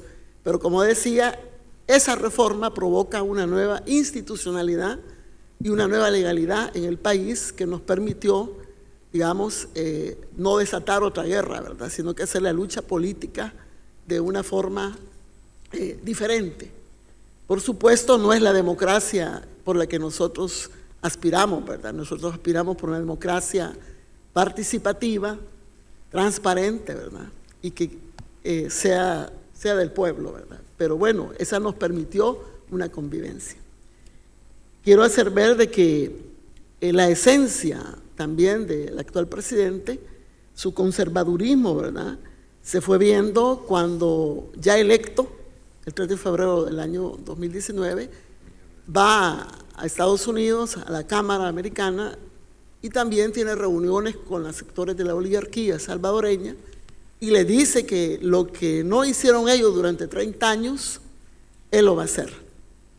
Quizá guardaba aquel resentimiento y todo ese aspecto que llevó, pues, a que, después de que el Frente, en una coyuntura internacional como la de Lenín Moreno, también reflexionó si llevaba a una persona que renegaba a sí mismo del FMLN, porque decía que no había presidente, etcétera, cuando estaba de alcalde, o nos corríamos el riesgo de sacarlo de la fila, ¿verdad? Tuvimos que tomar esa decisión que meses después fue muy contradictorio en el Frente, honestamente se los digo, si fue lo mejor, si no fue lo mejor, etcétera. Pero al final, hoy todo el mundo entiende la esencia propiamente de Bukele. Al nomás tomar posesión, en junio del año 2019, rompe relaciones con la República Saharaui, expulsa a la misión diplomática de Venezuela y reduce los programas de Cuba, Yo Sí Puedo, y también la misión Milagro, ¿verdad? Y también no invita a Nicaragua a la toma de posesión, no quería invitar a China, que acabamos de abrir relaciones diplomáticas con ella en 2018, pero al final llegó. Empezó pues también a tomar medidas, ¿verdad?, que evidenciaron el 9 de febrero cuando asalta el Congreso con militares para obligar a los diputados a apoyar una autorización de un crédito de control ciudadano, de control de seguridad. Ahí da un golpe al órgano legislativo, empieza a dirigir la reunión, ¿verdad?, pero lo más grave es la metida de los militares a un recinto que para nosotros marca una independencia total de poder. Eso también evidenciaba, pues, cosas increíbles, ¿verdad? Por ejemplo, Estados Unidos, Trump, en ese momento, Tiene un embajador que dirigió a los asesores americanos en la guerra y lo sentaba a él siempre en el Consejo de Ministros a la par, ¿verdad? Inclusive el día que se metió a la asamblea, dijo el embajador en Twitter, lo felicito, no sé qué, ¿verdad? O sea que era una visión de acompañarlo en todo ese desmontaje. Quiero hacer ver también de que el vicepresidente de la República, ya en medio de la campaña electoral para diputados y alcaldes, que fue el 2021, dijo de que la guerra había comenzado el 9 de febrero y que era una nueva guerra con nuevos actores y que terminaba el 28 de febrero del 2021 cuando concluyeran las elecciones de legisladores, porque la idea era la toma del Congreso, ¿verdad? Eso está registrado en videos, cómo se expresó el vicepresidente de la República. Es importante también señalar, pues, que en el ejercicio de este tiempo ha tomado medidas que han afectado y que a mi juicio comenzó la persecución política de la forma con los despidos de los trabajadores que llegan ya alrededor por casi de 15,000 del Ministerio Público, del Ejecutivo, del Legislativo que controla y de los municipios que también controla y de otras ramas del sector público, violentando la estabilidad laboral y solo por el hecho de ser sospechosos que venían de la simpatía del FMLN. Esas personas ahora no tienen trabajo, lógicamente han empezado procesos, juicios, pero no es suficiente. Cuando tiene el control del Congreso, el 1 de mayo del 2021, lo primero que hace después de que juramentaron la toma de posesión fue destituir a la Sala de lo Constitucional y al Fiscal General de la República, violentando los procedimientos y las causales para destituir un magistrado de esa naturaleza y también un fiscal. Ellos hicieron un juicio político, sacaron un dictamen con A, B, C, D de las actuaciones de la sala en relación a superar vetos que él presentaba a dictámenes que hacían en la Asamblea de los Diputados de oposición, que eran mayoría, y entonces la sala lo declaraba constitucional, ¿verdad? O acciones o decretos ejecutivos que él implementaba para enfrentar la pandemia, que cortó también las libertades y solo pasaba en emergencia porque eso le permitía evadir los procesos de licitación y ejercer la corrupción. Entonces la sala lo tenía, pues, como dicen, ejerciendo el control, ¿verdad?, jurídico. Entonces el juicio que le hacen a todos los magistrados que despiden, que quitan, es político. Eso no lo habíamos visto nunca en El Salvador, ¿verdad?, por supuesto.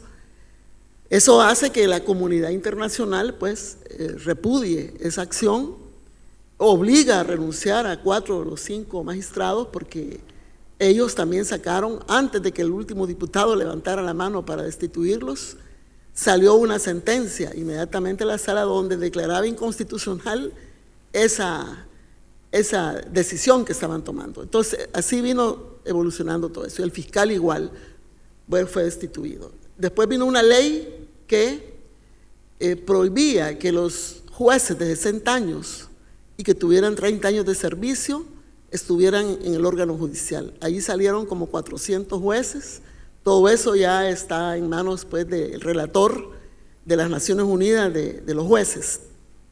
Ya controlado esta parte, empezó a cambiar, por ejemplo, delitos, ampliarlo, ¿verdad? Porque la persecución ahora que se tiene es por sobresueldos a todo el gabinete que estuvo con Sánchez Serén, y eso no está considerado como delito. Entonces amplió lo que es el peculado, ¿verdad? Y también características que metió a otras cosas. Y también quiero hacer ver, pues, que esta situación actualmente en el órgano judicial que él controla, ¿verdad?, ha hecho que jueces que se identifican con peticiones, ¿verdad?, de distinta índole, porque hay una persecución política, a todo aquel que se ve como opositor, ¿verdad? Es decir, o tiene un pensamiento crítico ante la gestión o que cuestiona, ya lo va viendo como un enemigo, ¿verdad? El enemigo interno. Entonces les abre procesos o los amenaza, y entonces así tenemos periodistas que ahora tienen un gran control de las comunicaciones también. Acaban de hacer una ley que ya no va a regular las escuchas, etcétera. En ese sentido, pues los periodistas, todo el mundo se acuerda del caso de Pegaso, pues que tenía intervenido más de 40 periodistas, algunos políticos también, y por otro lado, las iglesias, ¿verdad? Los pastores, la iglesia católica, con el cardenal tiene una gran confrontación. El cardenal actual acompañó los procesos de diálogo y estamos en esa situación, ¿verdad?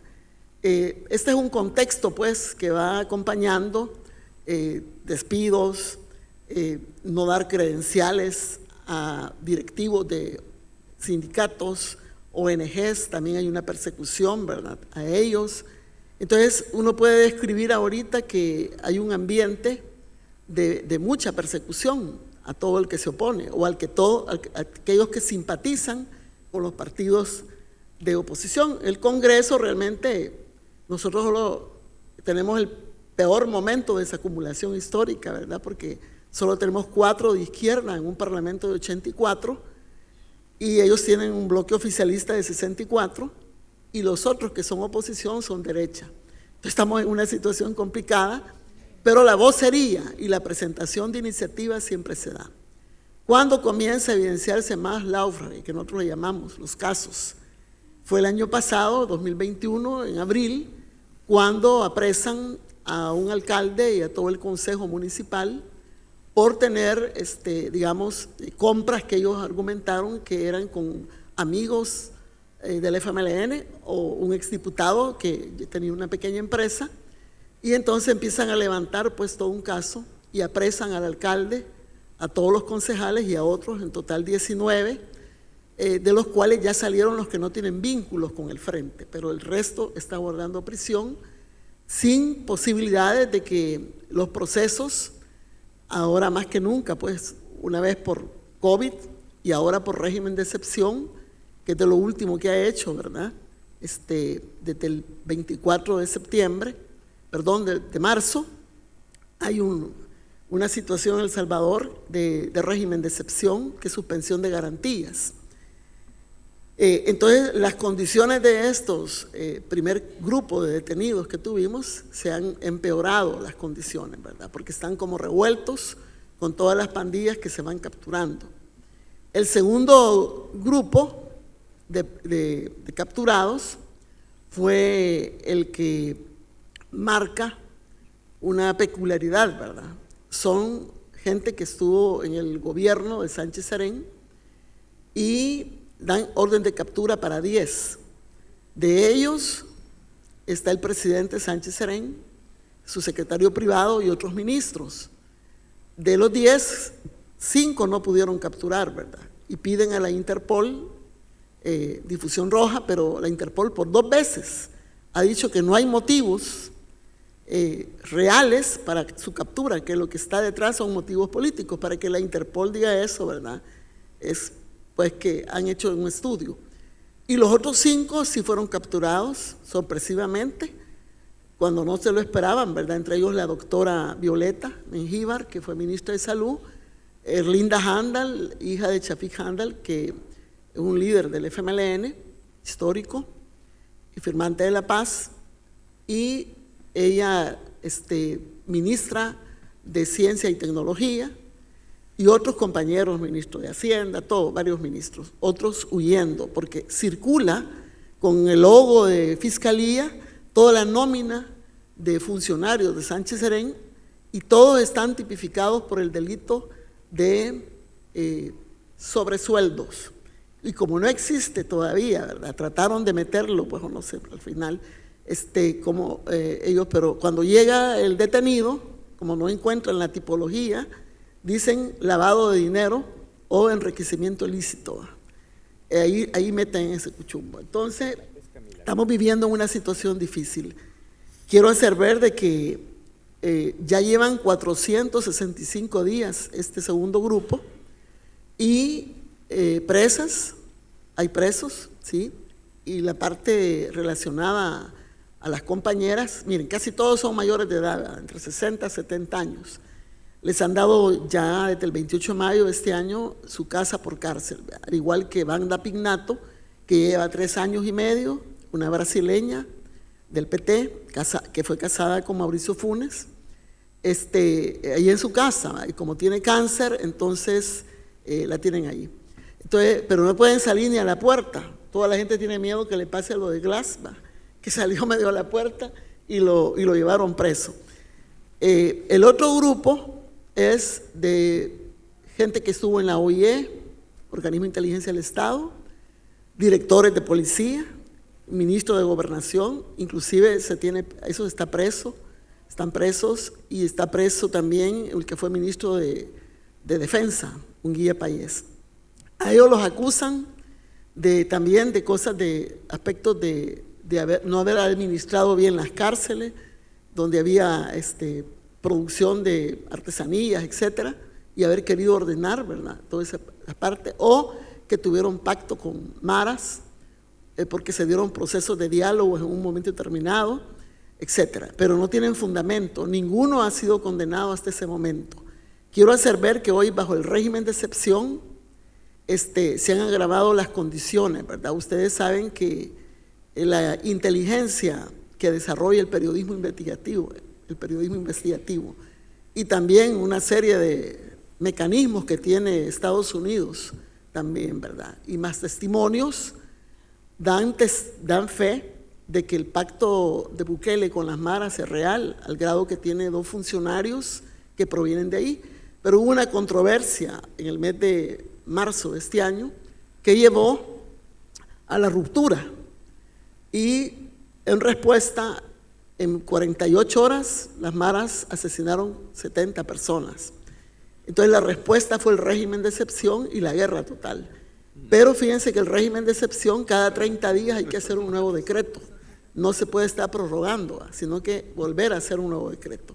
Y estos 7 meses que se ha prorrogado el régimen de excepción ha sido como ilegal, porque se prorroga. Y si uno lee la Constitución, tiene que haber una nueva redacción, ¿verdad? Y por otro lado, ya van cerca de 56,000 casi presos de este periodo, más los hacinados que estaban de periodos anteriores.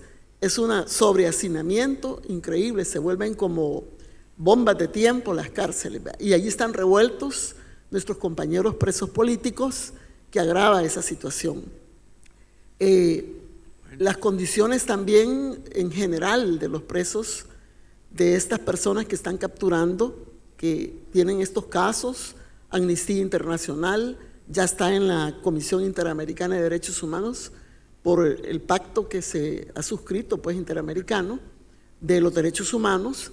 Están en condiciones deplorables, ¿verdad?, todos estos presos, porque nomás comenzar el régimen de excepción, le suspendieron 3 tiempos de comida a todos los presos, ¿verdad?, incluidos los políticos.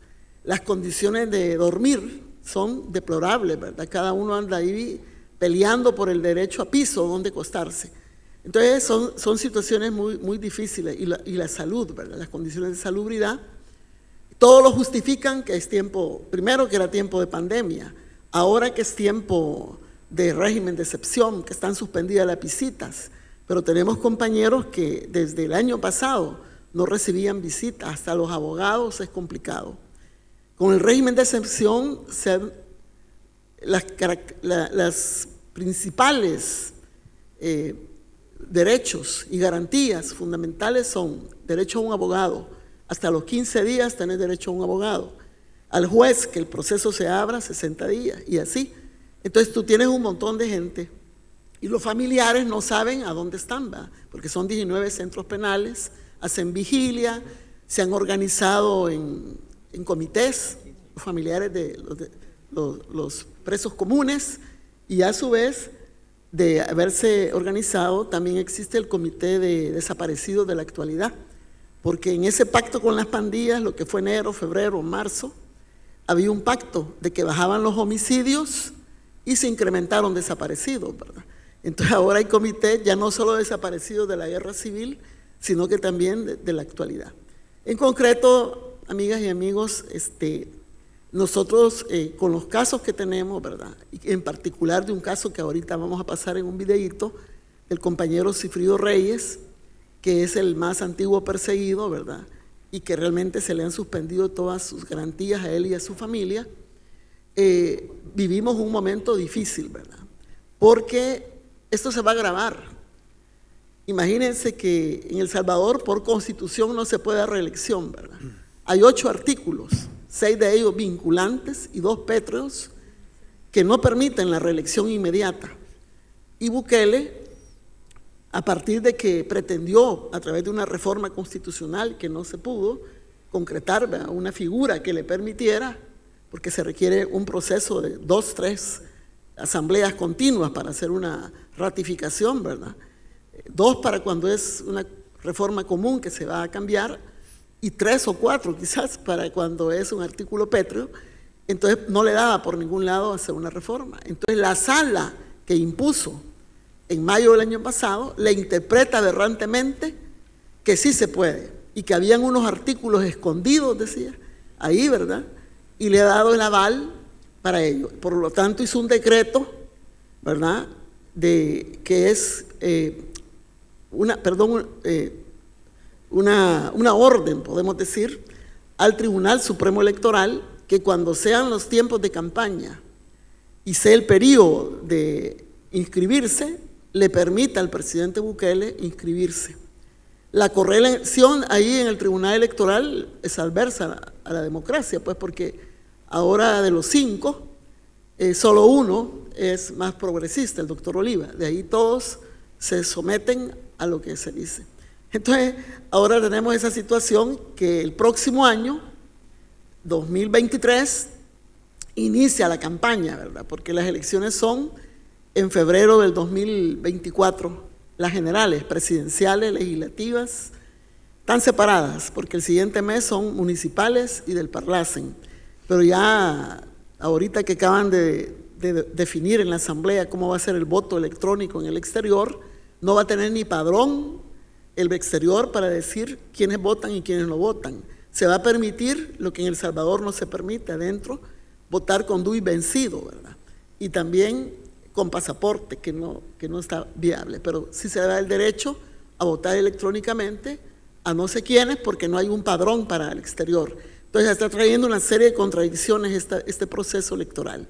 Ahorita ya hay muchos sectores democráticos que están, digamos, enarbolando la bandera de la no reelección, ¿verdad? Quiero hacer ver de que esta situación va a complicar porque en la campaña, según las encuestas a nivel mundial, Bukele es el presidente más cool de América Latina, va con 86 y en primera posición, y de ahí para abajo otros presidentes. Y cuando se pasan adentro del país, como la reciente de la UCA, es cierto, la gente dice, qué bueno que ya las maras no están asediándonos, pero cuando se le desmenuza qué quiere decir régimen de excepción, y se pregunta, ¿y usted está de acuerdo que se capture gente inocente? Porque decían que se capturan, digamos que 40 son maras, pero el 60 están estigmatizadas por la criminalización de los sectores donde viven o si anda un tatuaje. Ahí tiene usted cantidad de jóvenes presos y también liderazgos sociales de base que se los llevan, ¿verdad? Entonces la gente dice que no. Y le dicen, y que no tenga un abogado durante 15 días, todo el país, toda la gente que tiene algún caso y que no puede tener derecho a abogado. Entonces la gente dice, no, hay que tener abogado así como estaba previsto. Y cuando le dicen que el juez ventila los casos cada 4 semanas, ¿verdad? La gente no está de acuerdo. Entonces, o cuando ve que las condiciones de la cárcel se empiezan a preguntar en esta encuesta, la gente no está de acuerdo. Pero en el grueso, ¿verdad?, por la propaganda, porque todo lo que se estuvo hablando aquí también por el amigo de Ecuador, la verdad se convierte en mentira y la mentira verdad y se estigmatiza. Ahora en esta campaña que viene, ya van a venir los procesos que se nos han abierto a varios de nosotros. Yo tengo un expediente abierto con investigación activa de 6 casos.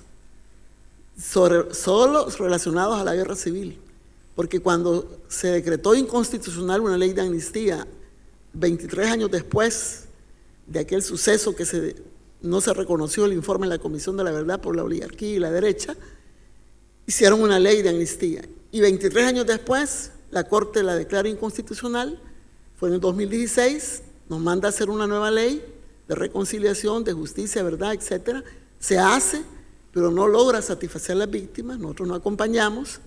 Entonces, en el 2018, en todo este proceso, los militares retirados, ¿verdad?, o que fueron señalados en el 87.3% que señaló la Comisión de la Verdad, la responsabilidad, a ellos y a los escuadrones de la muerte, se organizan y forman un comité que se llama Comité de Víctimas del Terrorismo FMLN, y nos llegan a poner demandas, el comité, a todos los que tuvimos un rango militar o responsabilidad, y sin especificarla, sino que dicen haber tomado decisiones para reclutar niños a la guerra, haber tomado decisiones de poner minas en sitios, haber tomado decisiones para matar, para desaparecer, etc.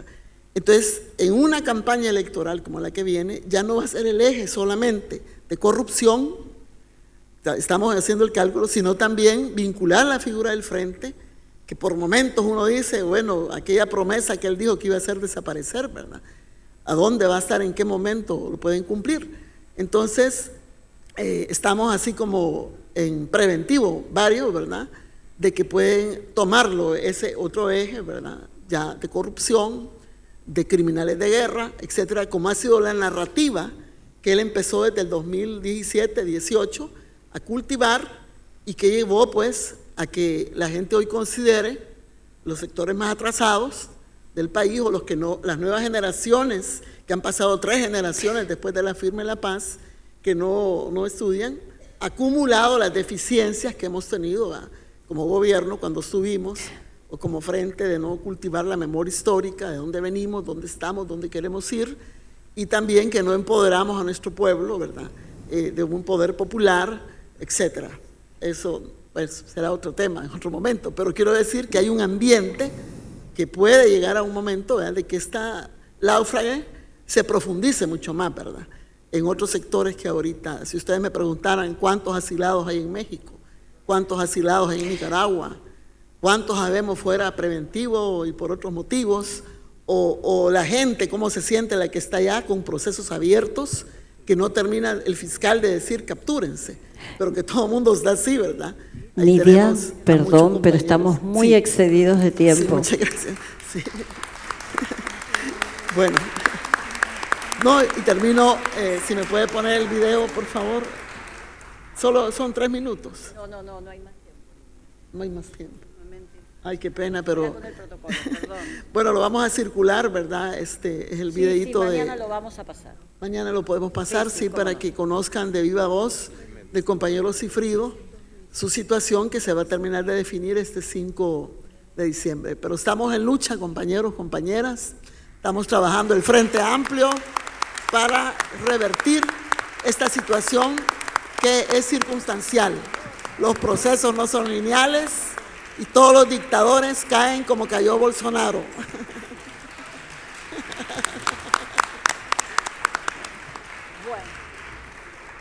Perdón, damos por cerrado aquí este panel sobre la lawfare y de nuevo encarecidamente pedimos que desalojen la sala 10 minutos y para luego reingresar. Muchísimas gracias, perdón por las demoras. Sé que tan largo el tema.